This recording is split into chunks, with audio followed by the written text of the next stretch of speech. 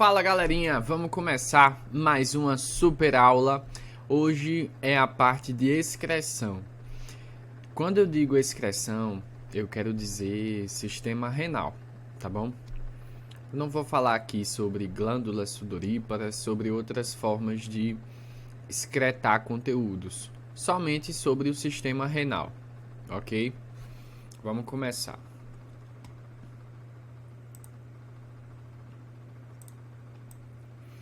Olha, começando com a anatomia básica, esse é o rim. Ele tem um diâmetro de 11 a 12 centímetros. E isso é importante porque existem doenças que fazem insuficiência renal que diminuem o tamanho do rim e numa ultrassom dá para medir ele. E existem doenças que aumentam o tamanho do rim. Então, o tamanho normal dele é qual? É 11 centímetros, de 11 a 12. O peso, 150 gramas. E ele é dividido em córtex e medula. Córtex é a parte mais superficial, certo? E a medula é a parte mais profunda. O córtex é toda essa parte branca daqui. Inclusive, é essa parte daqui, ó, que penetra entre as pirâmides de Malpighi, certo? Então, o córtex é isso tudo. Medula é composta pelas pirâmides, ok? É no córtex onde estão os glomérulos, certo? Daqui a pouco a gente fala deles. E é na medula onde estão as pirâmides de Malpighi. Cada medula delimita um lobo renal. Beleza? Ao redor do rim existe uma cápsula fibrosa de tecido conjuntivo, chamada cápsula renal. E nesse espaço onde está o hilo renal, que é por onde passa a pelve, a artéria renal, a veia renal. Nesse espaço do hilo está presente a fáscia de Gerota, ou Gerota, que é a gordura perirenal, certo? Isso aqui não é tão importante. Aí a gente tem a pelve, que é a estrutura formada pela união de cálices maiores, e os cálices maiores são formados pela união de cálices menores, certo? Isso aqui todo mundo já sabe. Então, ó, isso aqui é um cálice menor. Quando 3 ou mais cálices menores se unem, pá, cálice maior. Quando os cálices maiores se unem, pelve. A coluna de Bertin é essa. É exatamente o espaço do córtex que separa as pirâmides de Malpighi.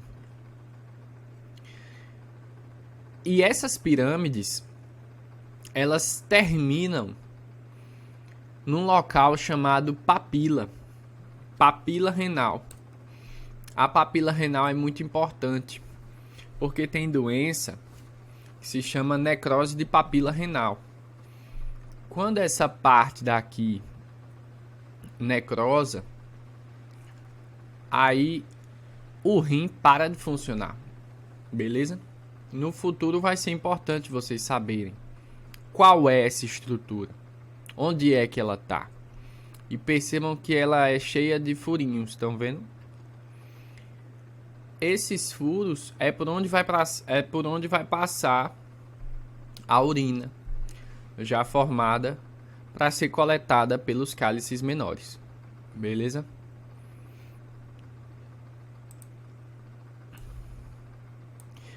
Essa parte aqui, infelizmente, vocês vão ter que decorar, mas não é difícil não. Essa é a sequência que eu consegui trazer para vocês das artérias do rim.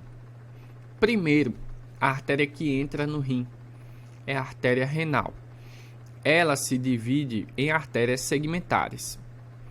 Depois das artérias segmentares, aí elas se bifurcam e dão origem às artérias interlobares. Porque vem de lobo, certo?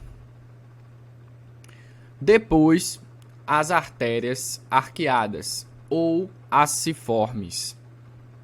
Depois, as interlobulares, que ficam entre lóbulos. Não é mais lobo, é lóbulo.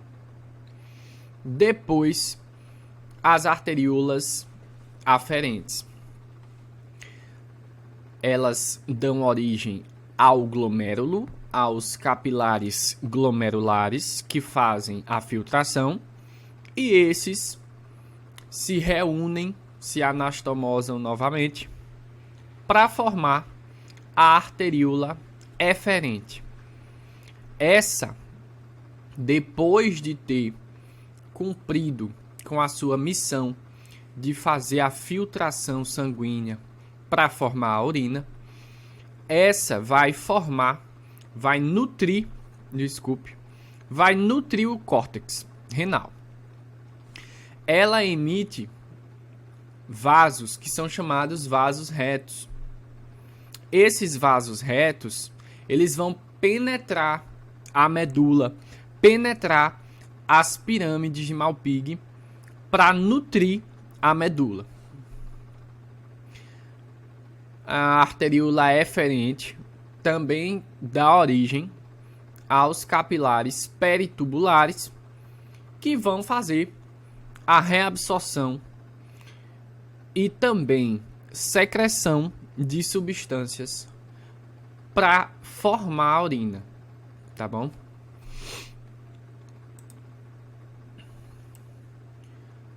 Agora vendo uma imagem, para não ficar somente decoreba, olha só. Essa é a artéria renal. Ela entra, passa pelo hilo renal, se divide em artérias segmentares.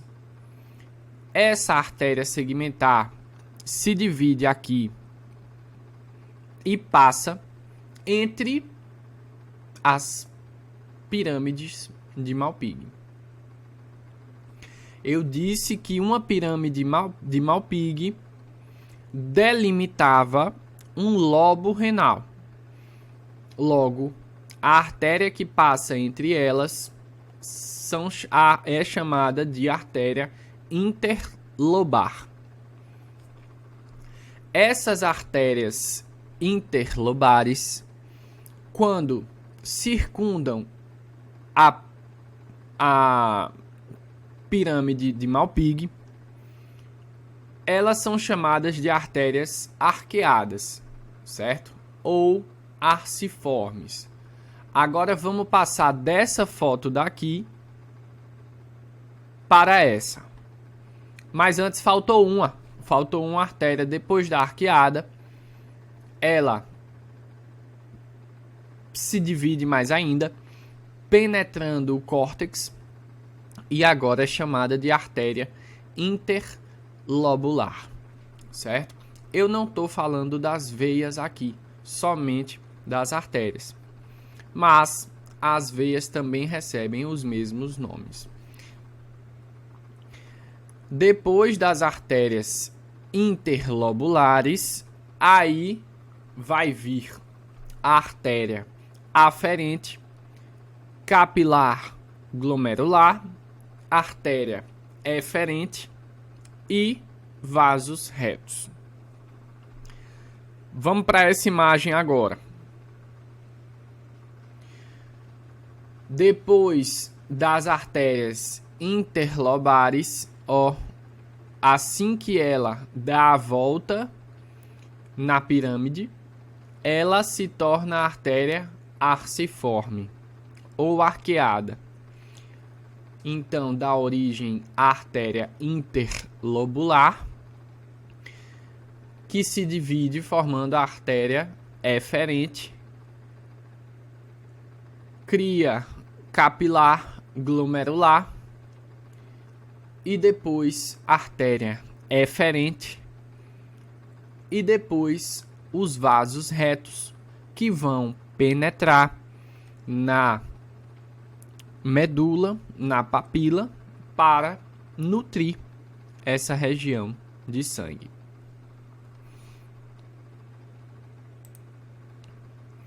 Aqui, mesma coisa. Eu estou batendo nessa tecla porque isso é importante. Depois das artérias interlobulares, aí vem arteríola aferente, aferente é a que chega e eferente é a que sai. Eferente, capilar glomerular, arteríola eferente e capilar peritubular. Beleza. Mesma coisa aqui, não vou repetir. E aqui é uma foto do que realmente existe. É uma foto real. Perceba que antes de formar... Aqui eu tenho como referencial o glomérulo, né? Que é essa bolinha linda. A gente já consegue ver. Antes dele tem a arteríola aferente, que é a que chega. E quando sai é a eferente. Antes da aferente tem a artéria interlobular. Também pode ser chamada de radial.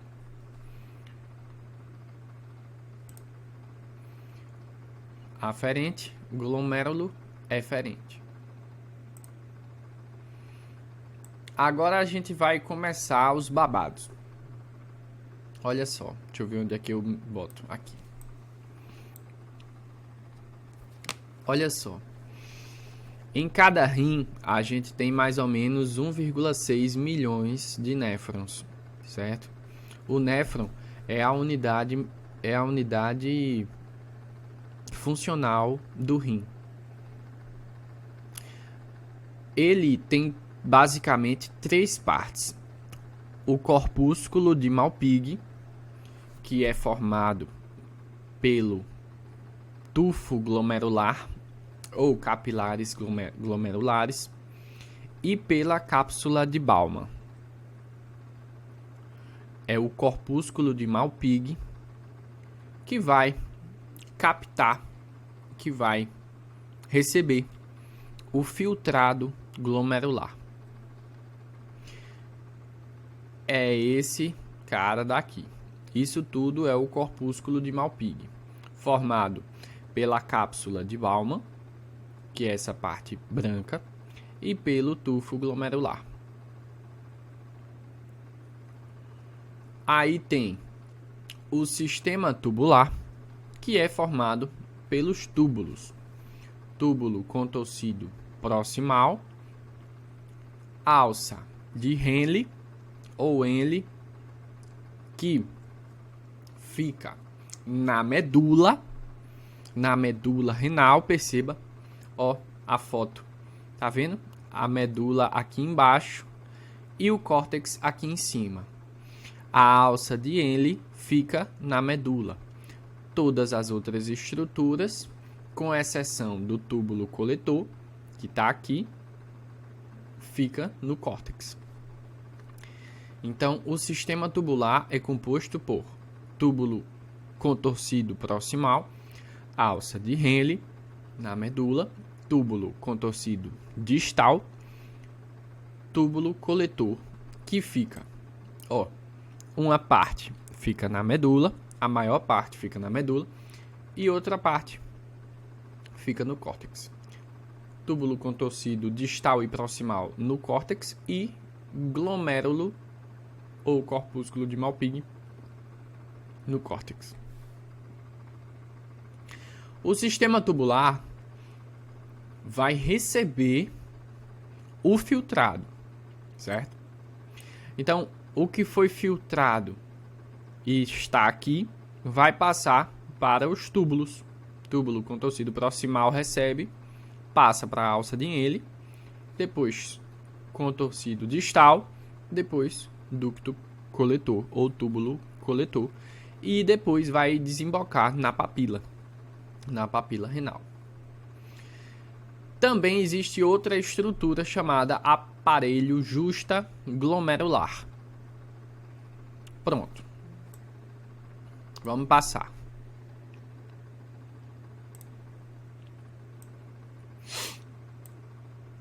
Agora vamos falar só do corpúsculo de Malpighi. O corpúsculo de Malpighi é formado pelo tufo glomerular e pela cápsula de Bowman. O tufo glomerular é endotélio fenestrado, ou seja, são capilares, vasos sanguíneos muito finos que só possuem endotélio, que é o tecido epitelial de revestimento interno. Esse endotélio é fenestrado. Ok. O sangue que passa por esses capilares é sangue arterial. E para existir o filtrado, é necessário que a pressão hidrostática desse sangue seja alta. Beleza?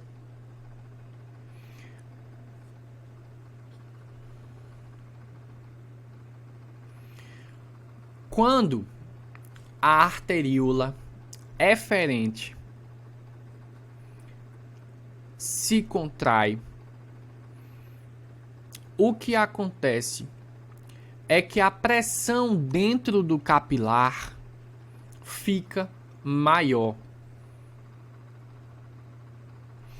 Isso faz com que o filtrado, ou seja, o líquido que foi para o espaço capsular da cápsula de Bowman, ele seja maior. Então, eu já estou iniciando aqui um entendimento da dinâmica das pressões que rolam nesse sistema. Eu estou dizendo que a pressão hidrostática dentro do capilar tem que ser alta para o líquido sair do sangue e ir para o xixi. E quem aumenta essa capacidade da pressão hidrostática é a arteríola eferente. Por quê? Porque ela tem mais músculo liso do que a arteríola aferente.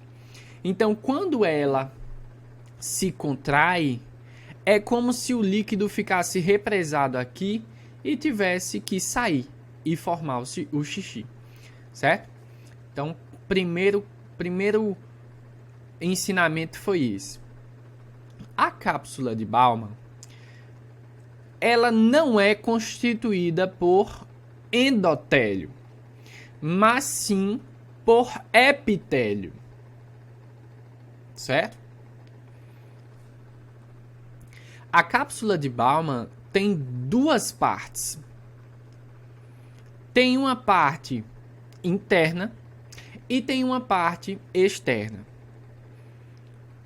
A parte externa é essa parede daqui. Certo? Eu posso chamar ele de folheto externo, de folheto parietal. Esse folheto daqui é constituído por epitélio simples, pavimentoso e membrana basal. Ai, Miguel, eu não tô vendo a parte interna. Cadê o folheto interno da cápsula de Bowman? O folheto visceral. Então, eu vou mostrar a foto dele. Esse folheto visceral, ou folheto interno, ele é composto por podócitos, certo? Que ficam impregnados nos capilares. E nessa foto não dá para ver. Esses dois folhetos, eles são separados por um espaço capsular, que é o local onde o xixi vai ficar, certo?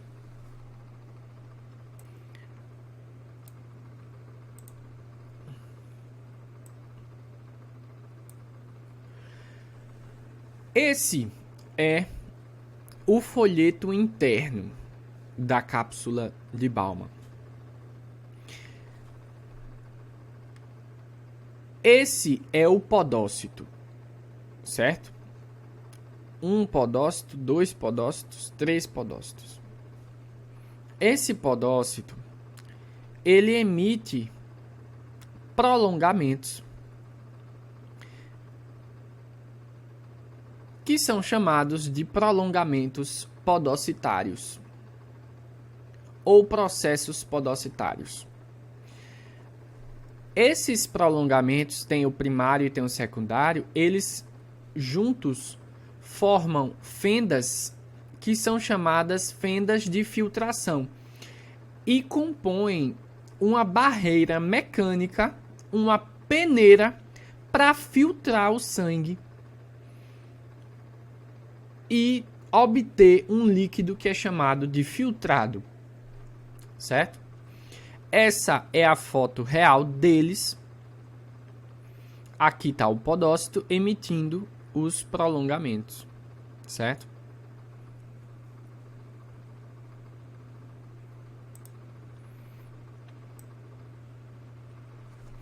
Agora vamos esquece o slide, certo? Fica prestando atenção só em mim.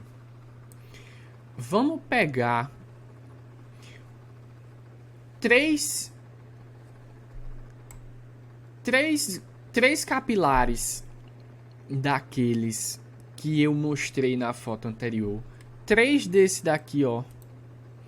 3 desse daqui. Vamos pegar esses 3 e vamos cortar assim, ó. Pá! E vamos ver eles assim. É isso daqui, ó.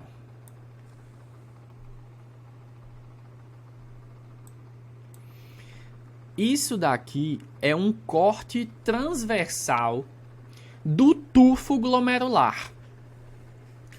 E é muito importante que vocês entendam, porque senão não vai dar para entender a fisiologia. Vejam, aqui está o endotélio, que forma os capilares glomerulares. E percebam que tem fenestras, né? Então, são fenestrações endoteliais. Logo acima, adjacente, colado com eles, existe uma estrutura que está branca aqui, essa estrutura branca, que é chamada de membrana basal. Essa membrana basal, ela circunda vários capilares ao mesmo tempo. E percebam, ela é contínua, tá vendo? É a única estrutura que é contínua. Os outros não, as outras estruturas são descontínuas, né? Mas ela está circundando tudo.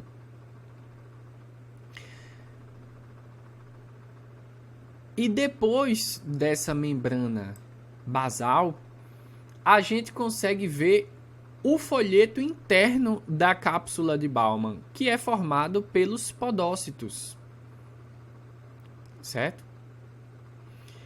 Pelos pés dos podócitos. Aqui são os pés dos podócitos, os prolongamentos podocitários, em marrom.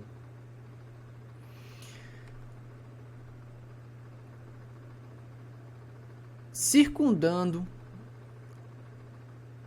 os capilares, existe esse ambiente aqui azul que se chama mesângio. Por quê? Meso é no meio e ângio é vaso. é o mesângio, fica entre os vasos, certo? No meio dos vasos. Esse mesângio é tecido conjuntivo de sustentação, para deixar todo mundo no seu lugar. E também para auxiliar em processos inflamatórios, criar um ambiente favorável para as células que estão aí conseguirem sobreviver. Esse mesângio é composto por células mesangiais, que são essas que estão aqui no meio. Certo? Existe uma estrutura básica que é como se fosse a peneira. Qual é a peneira? É a membrana glomérulo-capilar. É essa membrana daqui, ou seja, é só essa parte daqui, ó. É o endotélio fenestrado, a membrana basal e as fendas de filtração. Essa é a peneira. Tá aqui representada numa foto real. As fendas de filtração, a membrana basal e o endotélio fenestrado. Então, o xixi, o filtrado, vai passar, né, do sangue para o espaço capsular, que está aqui. Beleza.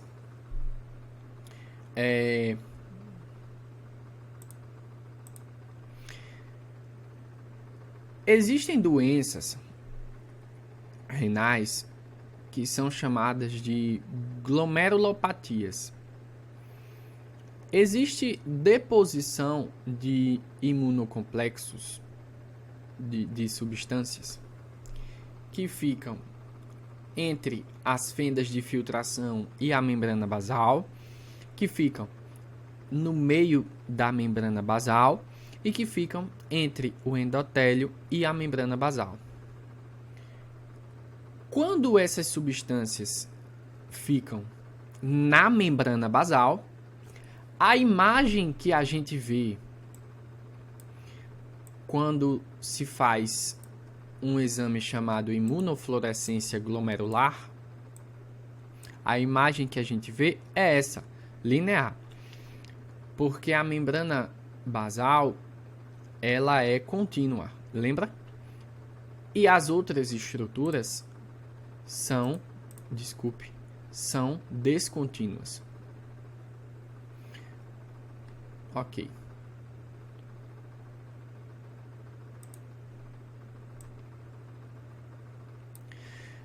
Então, a gente já falou sobre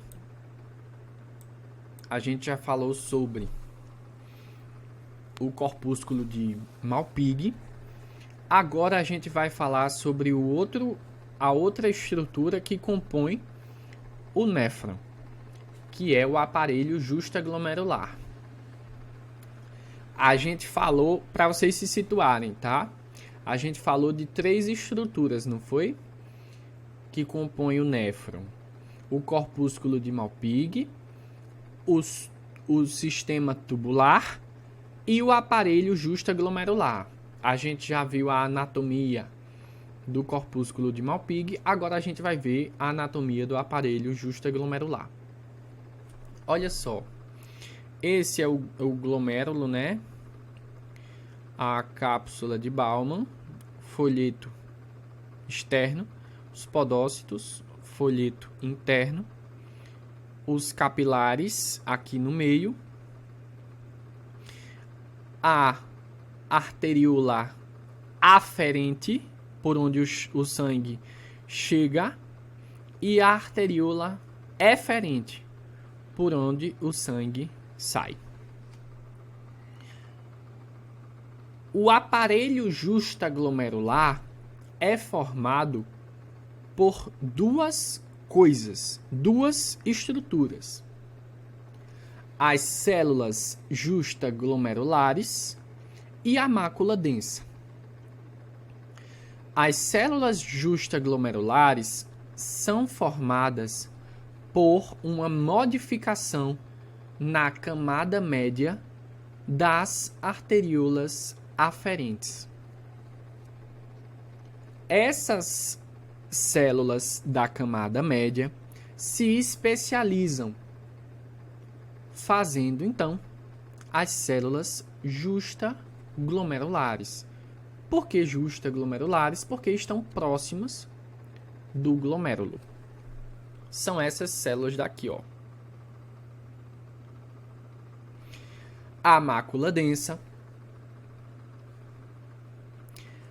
é quando as células da parede do túbulo contorcido distal, não é do proximal, é o distal, se modificam, se especializando para cumprir uma função que a gente vai dizer depois exatamente qual é. Essa parede do túbulo contorcido distal, quando está próxima da arteriola aferente, no mesmo nível das células justaglomerulares, ela se especializa e se transforma na mácula densa. Juntas, essas duas estruturas formam o aparelho justaglomerular, que vai ser um meio de comunicação entre o fluido tubular que está passando pelo túbulo contorcido distal e a arteriola aferente, fazendo um mecanismo de resposta que se chama feedback túbulo-glomerular.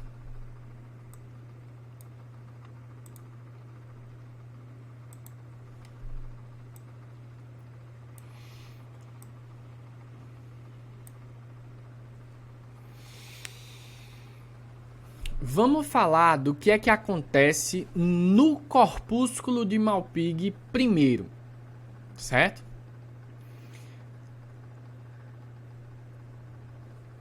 O filtrado glomerular, como eu falei antes, ele é formado porque a pressão hidrostática dentro do capilar é alta.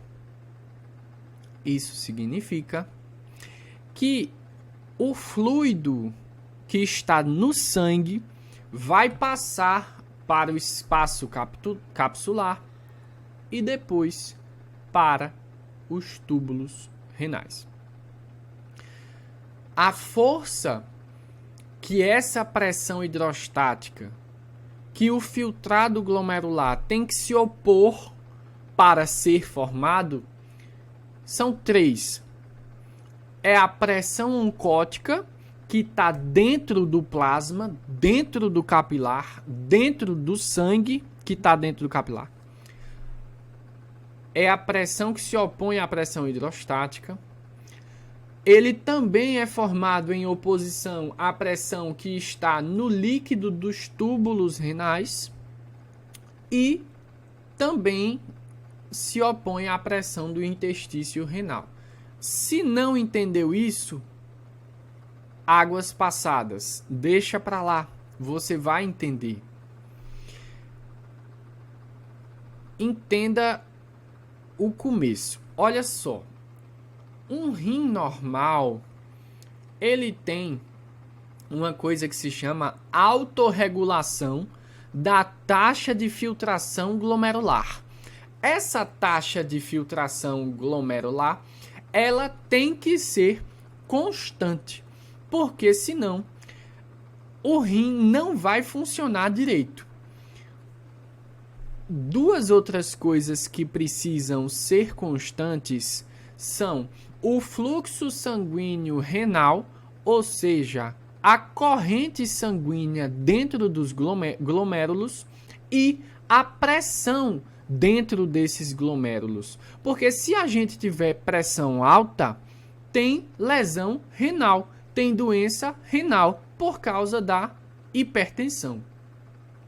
Sabendo disso, existem mecanismos para a taxa de filtração glomerular permanecer constante.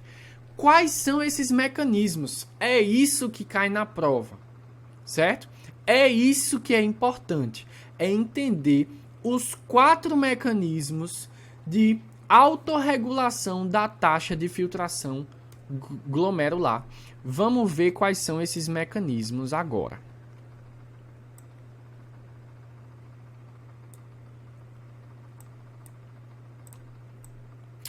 Enquanto eu estou falando de um, esquece os outros.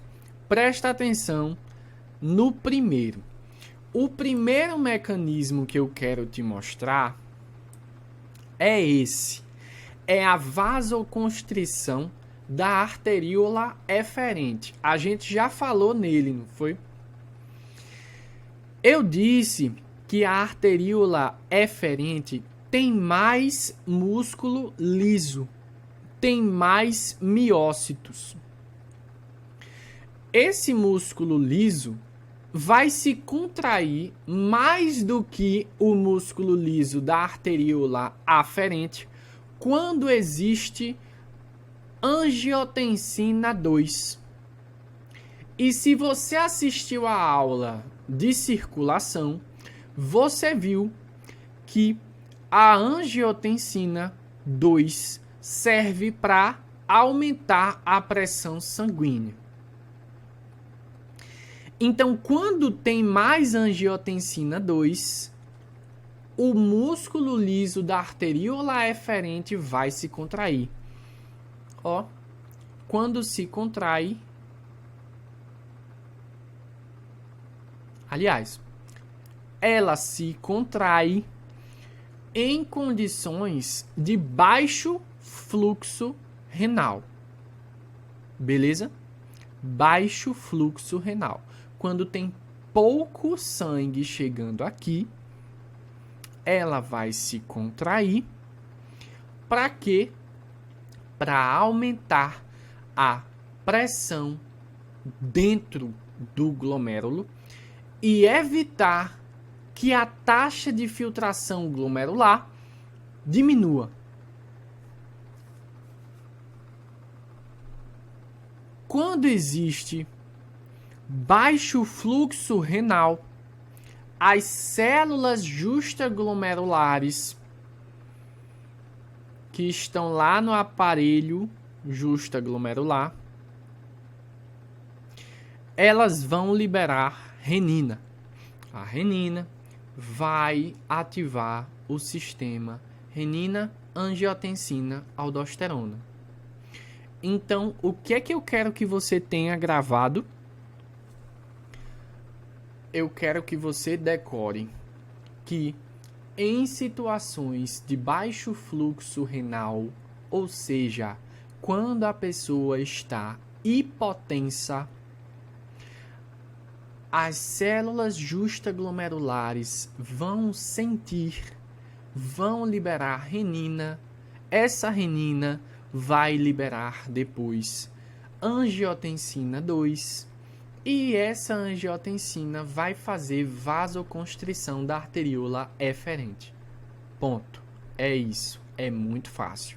Agora, veja o segundo mecanismo de taxa de filtração glomerular. É a vasodilatação da arteríola aferente. A arteríola aferente vasodilata pelos mesmos mecanismos que fizeram a angiotensina 2 ser liberada. Esses mecanismos, eles também, junto com a angiotensina 2, vão liberar vasodilatadores fazendo a arteríola aferente vasodilatar. Que são PGE, prostaglandina E2, cininas e óxido nítrico. Certo? A dilatação da arteríola aferente vai aumentar o fluxo sanguíneo renal e vai aumentar a pressão intraglomerular, porque vai chegar mais sangue dentro do glomérulo, certo? Então, é como se fosse fazer duas coisas diferentes no mesmo intuito.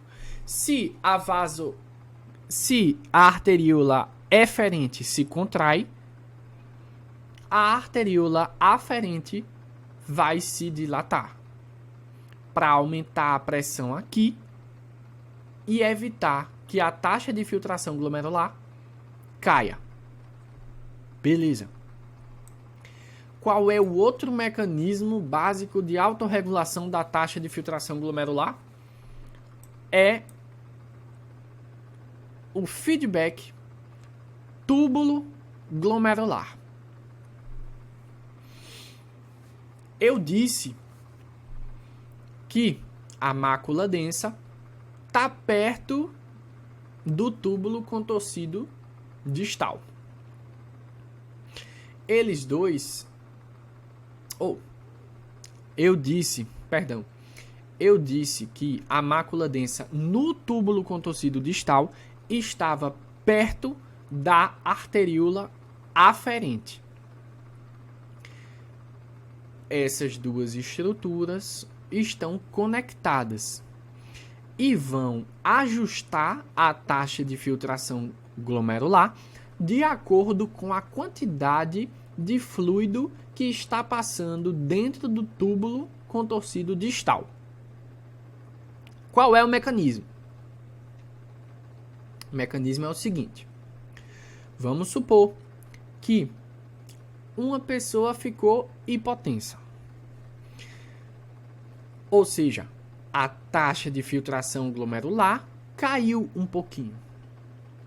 Isso significa que no túbulo contorcido distal vai passar menos xixi. Vai passar menos íons. Quais? NaCl.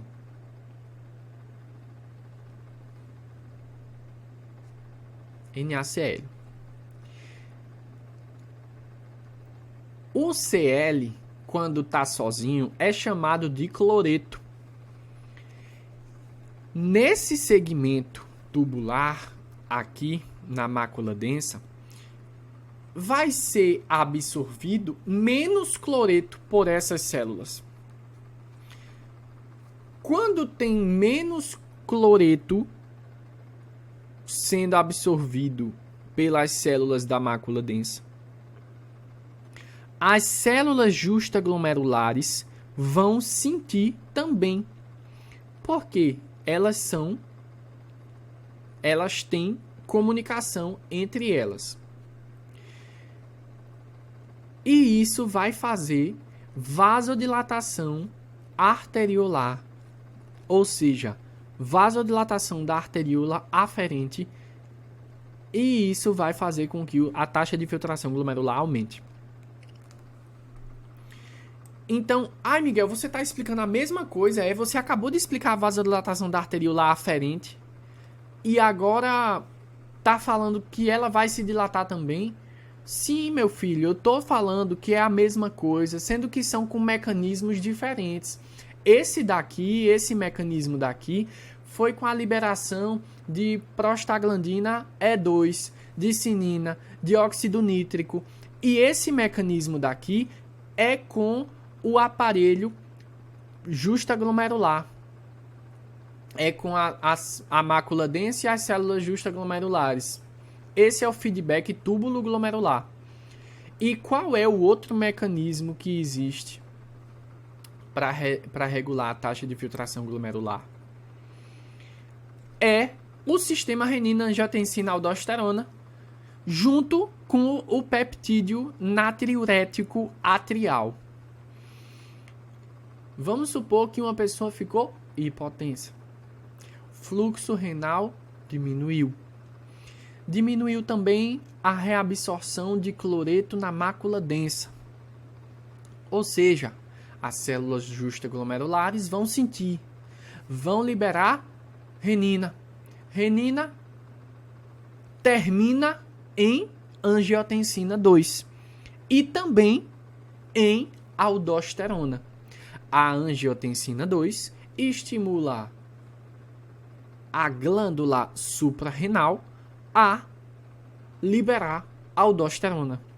Essa aldosterona mais a angiotensina 2 vai fazer retenção de sódio e água pelos túbulos.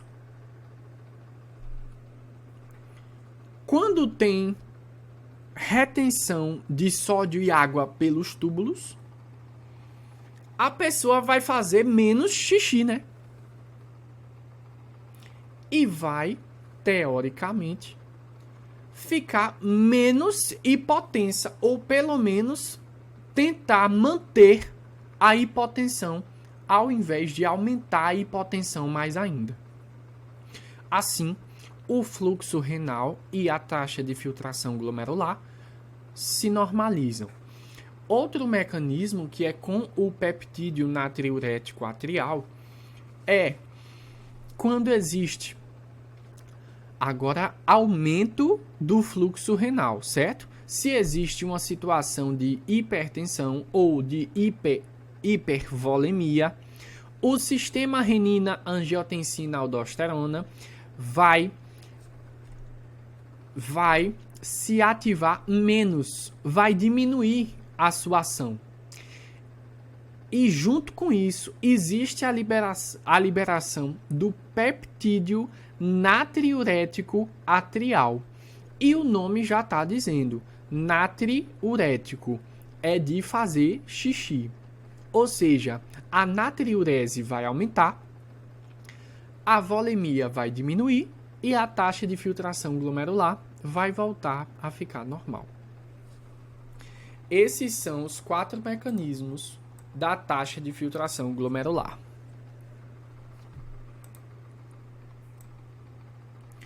Agora vamos falar sobre o sistema tubular.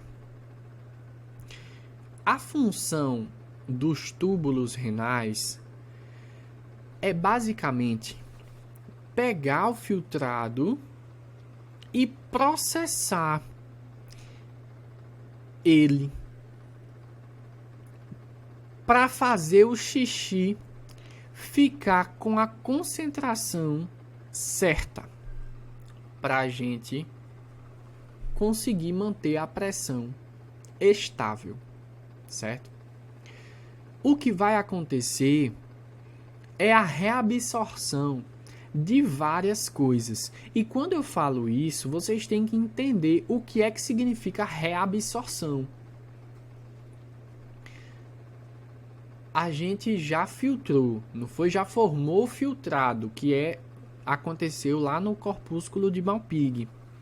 Esse filtrado foi para o túbulo contorcido proximal. Ou seja, ele já está no caminho para sair pelo xixi.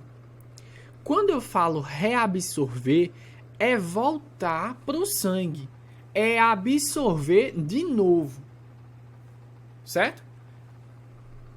Porque em algum momento a gente já absorveu, né? A gente já comeu o sódio, por exemplo. A gente come o sódio, já absorve pelo intestino.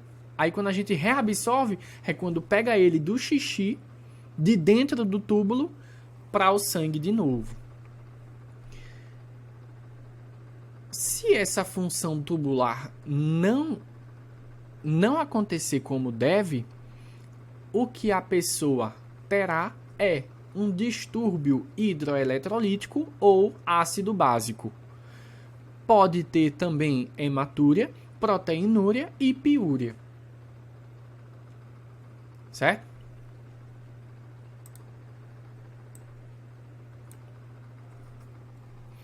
Vamos falar primeiro do túbulo contorcido proximal. A função do túbulo contorcido proximal é reabsorver a maior parte do fluido tubular, da glicose e dos aminoácidos. Entenda, o filtrado glomerular É muito líquido que é filtrado. 65% desse líquido é reabsorvido nesse lugar, no túbulo contorcido proximal. E essa quantidade que é reabsorvida de fluido tem que ser constante. E ela é constante por causa do balanço glomérulo tubular. Quando tem muito filtrado, tem que ter muita reabsorção. Quando tem pouco filtrado, tem que ter pouca reabsorção. Isso pode ser modificado por angiotensina e pelas catecolaminas. Afinal, a gente não vai querer fazer xixi quando estiver fugindo de um urso, né? A gente quer reservar, a gente quer reter líquidos para poder produzir energia e ter como fugir do urso, né? Então, catecolaminas vão alterar a reabsorção tubular. A angiotensina 2 e as catecolaminas aumentam a quantidade de líquido e de sódio reabsorvidos no túbulo contorcido proximal. Como eu disse, se a gente estiver correndo do urso, a gente não vai querer fazer xixi. Então, a quantidade que vai ser reabsorvida vai ser maior. O principal eletrólito que é reabsorvido nesses túbulos todos é o sódio. Por quê? Quando ele é reabsorvido, ele também determina a reabsorção de outros eletrólitos.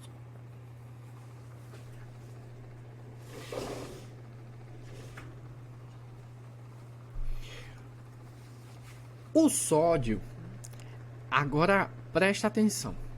O sódio, ele é reabsorvido no túbulo contorcido proximal de forma ativa por uma proteína que vocês já sabem qual é. É a bomba de sódio e potássio. É a sódio-potássio ATPase. Essa proteína está presente na membrana basolateral das células tubulares. Ai, Miguel, não consegui entender. Agora falou grego. Você vai entender, porque eu preparei essa aula com muito carinho para você entender tudo. Essa bomba de sódio e potássio vai manter o sódio dentro da célula baixo, porque eu disse que o sódio, o lugar do sódio, o lugar ideal do sódio é fora das células. É quando o sódio está fora da célula, quando o sódio intracelular está baixo, que existe o gradiente necessário para o sódio conseguir entrar na célula e ir para o sangue, ou seja, ser reabsorvido. Você vai entender. Olha só.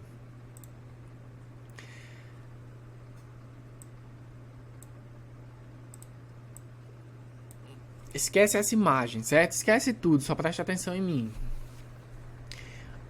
O sódio, ele tem que ser reabsorvido. Por quê? Porque quando o filtrado desembocou lá no túbulo contorcido proximal, levou junto com ele sódio. Sendo que não pode sair tanto sódio na urina, tem que ficar tudo balanceado. E como é que o sódio vai passar do filtrado, do fluido tubular, para o sangue? Ele tem que ser acompanhado pela reabsorção também de cargas negativas, porque a gente sabe que o sódio é positivo. Então, para a gente não ter uma descarga elétrica no rim, é necessário que o sódio ele passe para o sangue junto com cargas negativas, né? Para ficar tudo na neutralidade. Então, ele é reabsorvido acompanhado de 2 ânions, o bicarbonato e o cloreto. O bicarbonato vai ser reabsorvido na primeira porção do túbulo contorcido proximal. Então, é ele o que a gente vai estudar primeiro. Depois, a gente estuda o cloreto. A reabsorção de bicarbonato é feita por uma via indireta. Por quê? Porque o bicarbonato ele não tem um carreador, uma proteína que vai levar ele de um canto para o outro. Ele tem que se disfarçar de outra substância para poder conseguir passar pela membrana da célula do túbulo contorcido proximal. Vamos ver como é que isso acontece. Olha só. Quando o bicarbonato vai passar, ele antes de passar se transforma em CO2 mais água. Como? Com a ajuda de uma enzima que se chama enzima anidrase carbônica. Olha o que essa enzima vai fazer. O bicarbonato que está lá no túbulo contorcido proximal, ele vai se juntar com um hidrogênio que assim, não importa de onde o hidrogênio veio, ele veio da secreção pelo túbulo em troca do sódio que já foi absorvido antes, mas não importa de onde ele veio. O bicarbonato, que filtrado pelo glomérulo, ele vai se juntar com o hidrogênio, vai formar o H2CO3 e depois o CO2 mais água. O CO2, então, vai penetrar, o CO2, então, vai penetrar a membrana apical da célula do túbulo contorcido proximal e depois vai se transformar em bicarbonato novamente. Certo? Como? Pela anidrase carbônica, agora dentro da célula. Então, tem uma anidrase carbônica fora da célula e tem outra anidrase carbônica dentro. Certo? Aqui, ele já foi reabsorvido. Já está dentro da célula e depois ele vai para o sangue. Agora, vamos ver esse processo todo acontecendo de verdade, certo? Vamos ver.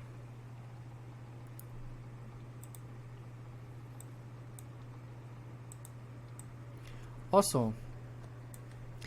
Essa daqui é a célula do túbulo contorcido proximal, certo? Da parede do túbulo.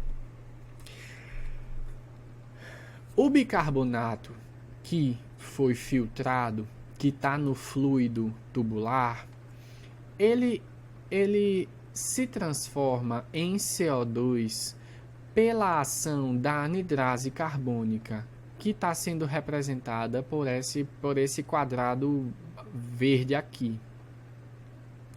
O CO2, que é um gás, ele entra por difusão dentro da célula do túbulo contorcido proximal.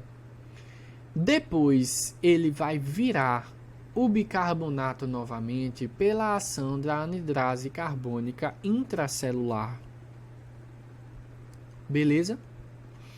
O bicarbonato, então, vai sair da célula pela ação de um cotransportador chamado sódio bicarbonato cotransportador, tá bom? Ele também sai por um trocador bicarbonato cloro. ou seja, sai um bicarbonato e entra um cloro. O sódio, como é que faz? Porque você disse que você disse, Miguel, que a história toda era sobre o sódio, né? Cadê ele nessa história? Então, para o sódio conseguir passar do fluido tubular para o sangue, é necessário que um hidrogênio faça o sentido contrário. Beleza? Esse sódio vai passar para a célula do túbulo contorcido proximal por meio de um transporte ativo secundário. Por quê? Porque vai utilizar a energia vinda de uma bomba de sódio e potássio que colocou esse sódio que entrou para fora para o sangue. E em troca disso, colocou um potássio aqui dentro, tá? Gastando energia. Aí o sódio passa por transporte ativo para o sangue. Só para vocês entenderem tudo mesmo, essa parte da membrana é chamada de membrana basolateral.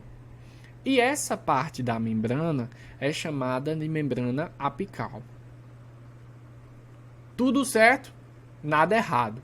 O sódio sai com a ajuda de um trocador de sódio H+, e de uma bomba de sódio e potássio.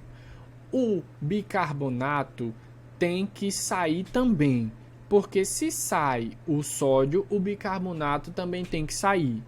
E ele sai e faz essa coisa todinha só para colocar um hidrogênio aqui dentro da célula, para ele sair também. E o sódio conseguir sair.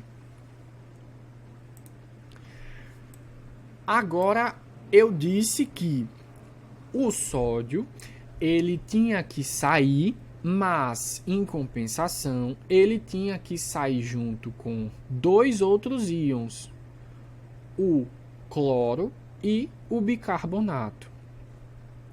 Como é que o cloro sai? Olha só. Existe um ânion chamado ânion formato, certo? Que não importa de onde foi que ele veio. Esse ânion formato vai passar para o fluido tubular, enquanto que o cloro vai passar para dentro da célula do túbulo contorcido proximal. Esse cloro vai ser retirado dessa célula para ir para o sangue por meio de um cotransportador de potássio e cloro. Beleza? Show de bola. Aí o cloro consegue sair. É assim que ele sai. Agora presta atenção. O que é que acontece com o ânion formato, né? Porque ele saiu aqui. Esse ânion vai se juntar com o hidrogênio, vai reagir, vai formar o ácido fórmico e vai entrar de novo por difusão. Beleza? Aí de onde foi que veio esse hidrogênio aqui? Com um trocador sódio-hidrogênio, que a gente já viu antes. Então, assim, o que é que eu quero que vocês decorem daqui? O sódio, quando é reabsorvido, leva com ele o cloreto e o bicarbonato. Tá de bom tamanho. Vamos passar. E a água no meio disso tudo, o que é que acontece com ela? Então, ela é reabsorvida por osmose, certo? Cada molécula de soluto dessa que a gente está falando, quando é reabsorvida para o sangue, leva junto com ela água. Pronto. É isso que eu quero que vocês saibam. Essas moléculas de água, elas passam pelos espaços entre as células que são chamados de espaços intercelulares. E quando elas passam, levam consigo outros eletrólitos. Esse é o fenômeno chamado de solvent drag ou de convecção. Pronto. Quem é que passa junto com a água? Quem passa junto com a água, principalmente, é o potássio. Todo o potássio reabsorvido no túbulo contorcido proximal utiliza um mecanismo de solvent drag para poder voltar para o sangue. Parte do sódio e do cloreto também. Agora, esqueça a água, esqueça tudo. No túbulo contorcido proximal também são reabsorvidos os seguintes solutos, que são importantes também: glicose, aminoácidos, fosfato e ácido úrico. Beleza?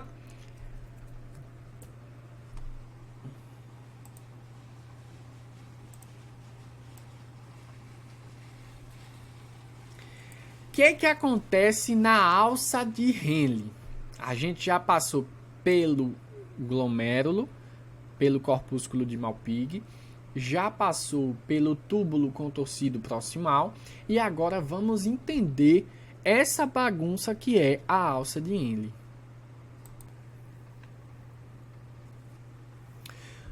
Para entender a alça de Henle, eu quero que vocês saibam que para a urina conseguir ser formada e todos os mecanismos de concentração dessa urina ou de diluição dessa urina conseguirem acontecer, é necessário que uma região, que é a região do interstício da medula, da pirâmide de Malpighi, é necessário que essa região seja hiperosmolar, ou seja, que tenha muito soluto concentrado, certo? Então, eu quero que vocês guardem isso no coração e então agora a gente vai aprender o que é que acontece na alça de Henle. Olha só, nesse segmento, na alça de Henle, é reabsorvido 25% do sódio filtrado. É esse o segmento que vai controlar a osmolaridade urinária. Ou seja, o quanto de soluto tem na urina em relação com o interstício, certo? O nome do que eu vou explicar, desse mecanismo todo, é chamado mecanismo contracorrente. O intuito desse mecanismo é formar e manter a região da medula hiperosmolar e dentro do túbulo, dentro da alça de Henle, hipoosmolar. Certo? Esse é o intuito, é o objetivo. Então, percebam que na parte descendente da alça de Henle, eu tenho uma concentração de 300 miliosmóis. No meio da alça de Henle, eu tenho uma concentração de 1000 miliosmóis. E no final, de 400 miliosmóis. Então, primeiro começou hipoosmolar, depois hiperosmolar, depois hipoosmolar de novo. Vamos ver como é que isso acontece. Olha só, na parte descendente, o que vai acontecer é que ela é permeável à água. Ou seja, a água que está aqui dentro do fluido consegue ir para o sangue. Já na parte ascendente, que é essa daqui, a água que está aqui não consegue ir para o sangue. É impermeável. Na parte descendente, ela é pouco permeável aos íons e aos solutos que estão no fluido tubular. Na parte ascendente, ela é permeável aos íons sódio e cloro, certo? Nessa região, no início, o fluido tubular tem pouca concentração. Olha aqui escrito, tem 300 miliosmóis. E o fluido medular, que é o que está aqui no interstício, ele tem alta concentração, tem alta osmolaridade. A água que está aqui dentro, então, vai ser puxada por osmose pelo fluido medular.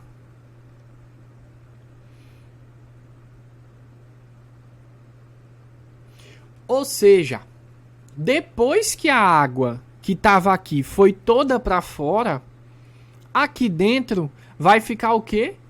Hiperosmótico. Igual como tá o interstício, certo? Hiperosmótico, hiperosmolar. Depois, aí meu filho, aqui não é mais permeável à água, é impermeável à água. O que vai acontecer é que na alça fina, que é essa alça daqui, os íons, que são o sódio e o cloro, vão passar por transporte passivo. Porque vai estar tão hiperosmolar aqui que eles vão querer sair, certo? E depois, para deixar essa urina bem diluída mesmo, para ter somente 400 osmóis ao invés de 1000, aí na parede das células, na parede do túbulo, vai ter transporte ativo de sódio e cloro. Ou seja, o sódio e o cloro vão sair, vão penetrar a célula tubular por um carreador chamado carreador sódio-potássio-cloro. Eles são impulsionados pelo gradiente de concentração que foi gerado ativamente por uma bomba de sódio e potássio na membrana basolateral. Vamos ver? Vamos. Olha, eu fiz esse desenho aqui para vocês entenderem. Essa parte é permeável à água, ou seja, o fluido que chega aqui, ó, vai ter a água puxada por osmose por causa da osmolaridade alta. Então, a concentração vai aumentar. O fluido ficou hiperosmótico. Nesse início, os íons vão passar por transporte passivo. E depois, os íons vão passar por transporte ativo. Isso vai aumentar a osmolaridade do interstício. Depois, o fluido que está aqui dentro vai ficar diluído, vai ficar hipoosmótico em relação ao interstício. Pronto, você entendeu o mecanismo de contracorrente que existe na alça de Henle.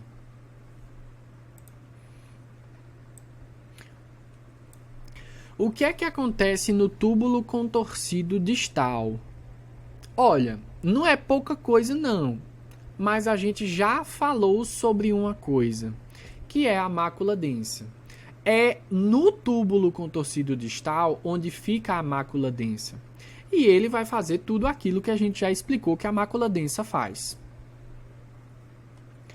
Essa região é responsável pela reabsorção de 5% do líquido e de sódio filtrados. Certo?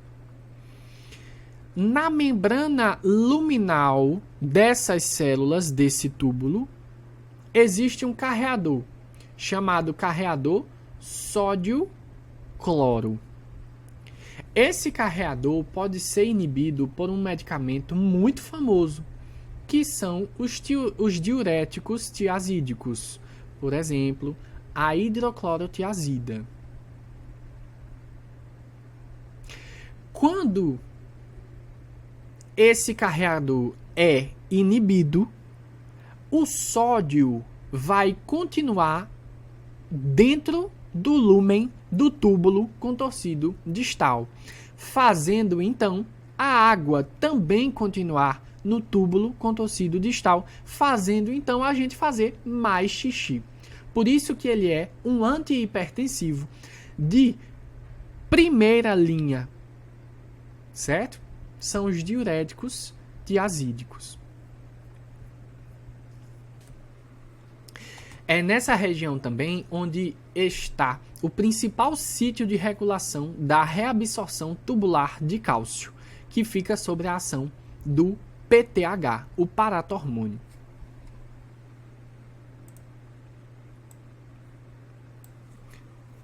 Agora a gente vai falar sobre o túbulo coletor, ou ducto coletor, tanto faz. O ducto coletor, eu disse antes que ele tinha duas partes. Uma porção que fica dentro da medula e outra que fica no córtex. A parte que fica no córtex, ela é responsiva à aldosterona. A aldosterona controla a reabsorção de sódio e de potássio. A reabsorção, de sódio e a secreção de potássio e H+. Vamos ver como é que isso funciona. Essa reabsorção do sódio aqui, ela é um pouquinho diferente da reabsorção que acontece nos outros lugares. Ela é chamada de reabsorção eletrogênica. Por quê? Porque ela acontece sem ter que passar um ânion para dentro da urina de novo, entendeu? Sem ter que secretar um ânion, entendeu? O que vai acontecer é o seguinte: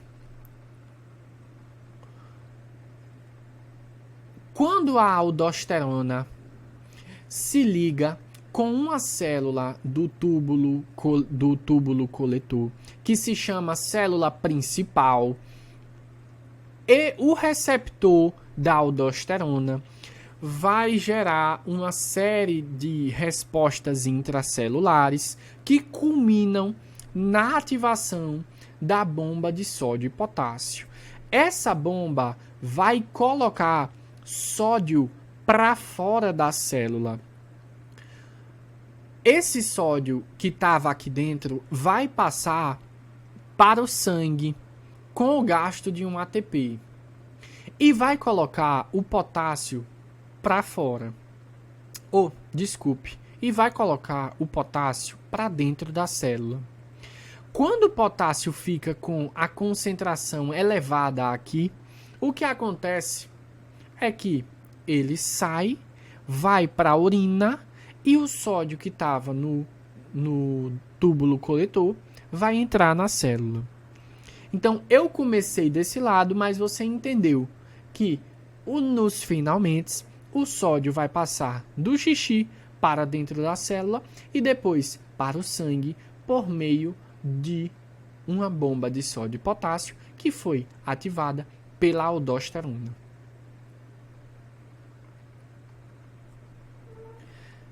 Entenda, quando o sódio entra na célula,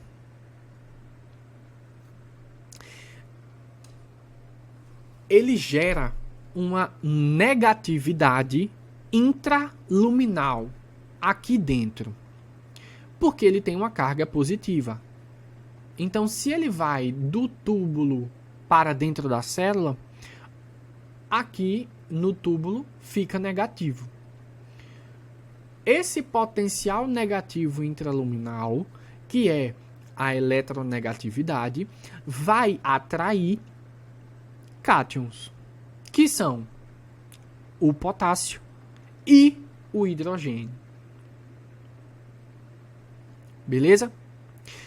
Também acontece a saída de hidrogênio por uma bomba chamada hidrogênio ATPase. Pronto, você entendeu como é que o sódio é reabsorvido no túbulo coletor. E o que é que a aldosterona faz? A aldosterona reabsorve sódio e coloca potássio para fora, pro xixi. Na porção medular, o que vai acontecer é que não tem mais a ação da aldosterona, e sim do ADH, ou vasopressina. Decora, na porção cortical, a aldosterona atua. Na porção medular, quem atua é o ADH. O ADH alto aumenta a permeabilidade à água, ou seja, a água passa de dentro do túbulo para o sangue. A água é reabsorvida. Como é que o ADH faz isso? Ele se conecta com o seu receptor, chamado receptor V2. Esse receptor ativa uma proteína G, que vai caminhar em direção a uma enzima chamada adenilato ciclase. Essa enzima vai converter um ATP em AMP cíclico. Quando o AMP cíclico aumenta sua concentração, ativa a proteína quinase A.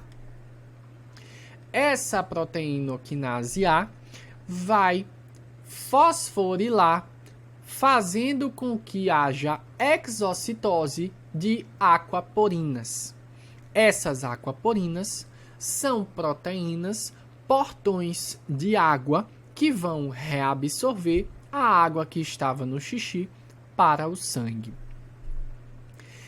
A proteína quinase A também aumenta a expressão, a fabricação, síntese de proteínas aquaporinas. Então, quando o ADH está alto, a gente retém água. E aí a urina fica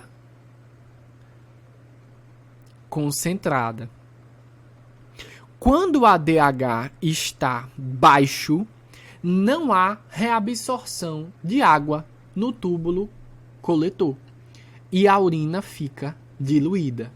Essa osmolaridade urinária varia entre 50 miliosmóis por litro quando o ADH está suprimido, baixo, a urina está maximamente diluída, e 1.200 miliosmóis por litro quando o ADH está alto, quando a urina está maximamente concentrada.